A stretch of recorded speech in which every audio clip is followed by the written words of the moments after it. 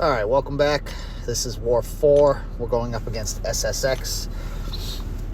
I'm going to be on Path 2 the entire way. And my team's going to be S99, Anti-Venom, and Nimrod. And my first fight is going to be a Mangog. Next is going to be WeaponX. Then I got a Longshot. Then a Domino on EMP. And then a Chavez on 54. And the only fight that I actually planned anything out in was the Domino fight. Mangog is not as... He doesn't really require too much on Path 2 here. Like, not as much as like a Rintra, where like you can't hit him, so you have to specifically hit his block, or a long shot, where you really don't want to push him to Pure of Heart. So fighting him on this node in particular, you would need like a white mags. But because Mangog isn't on 54, one Wither does more than enough to deal with his power. And so you can kind of just do what you want in this fight. The way that I approached it was I was just going to kind of go with the flow, see how the AI behaved. And he let me hit his block for a while. And then I kind of decided that I was going to start hitting him by baiting heavies, because you don't get too many stuns on this node, just because it's like Limber, where it reduces stun time every time you land a stun, and the only way you can avoid that from happening is if you have buffs on you, and S99 doesn't get buffs, so I wouldn't be able to prevent that. So I kind of just went with the flow, and he ends up going down nice and easy.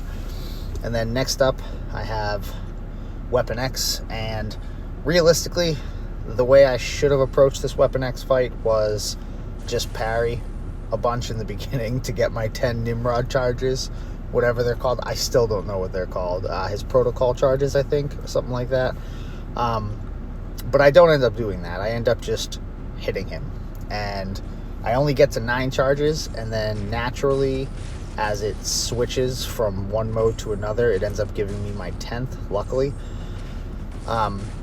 I probably would have killed anyway if I was in orange mode without the 10 charges, but I'm just glad that I ended up getting it just in case. So I'm just trying to get to my special 2 here. I didn't want to use a Power Star 1. Power Star 1 would make the fight easier, but it's not really needed. He still ends up going down relatively quickly. The Power Star probably would have made that fight like maybe 5 to 10 seconds faster, but not really worth it in my opinion. And then next up here I got Longshot. So Longshot isn't scary on this node like he can be on the Mangog node, and the reason for that is because you can stun him consistently without having to worry about your stun timer getting shortened. And so the strategy for this fight is I don't want to let him get Pure of Heart, and I don't want to let him get to a special 2. So I'm just going to bait special 1s, take my time with the fight, and use regular hits and specials to take him down. Because if you hit his block to try and play the normal S99 style, you're going to build karma, and you're going to end up pushing him to Pure of Heart just by hitting his block in that way. So you kind of want to avoid that, and that's part of the reason why he's dangerous on that Mangog node, because without a white mags, if you're just hitting his block, he's going to reach Pure of Heart a lot, and he's going to throw at least 1 to 2 specials, and whenever he has that and has a special, there's a chance of you just getting melted. So you want to try to avoid that. And then next up, my good buddy Domino. So I will go to great lengths to finish Domino fights as quickly as possible. So I put suicides on. I have a big boost on for this fight. I medium boosted for my first 2 fights, and then because I knew I was going to be fighting this Domino, I put a 30% on just for this fight alone. Because I don't want to let her throw a special. I want to kill her as soon as possible, and I don't like Domino. And she cooperated. She didn't throw a special into my block, and she went down nice and fast, and that's how I like it. And then last up here I have the Chavez on 54.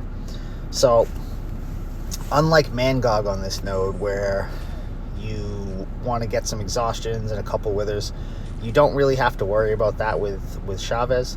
The only way she's going to get passive power gain is if she builds dimensions, and the only way she does that is with heavies. So even if she throws heavies, you can reverse the passive power gain that she would get after throwing a special one with your wither. And I really don't like trying to hit her block just because her AI is so unpredictable.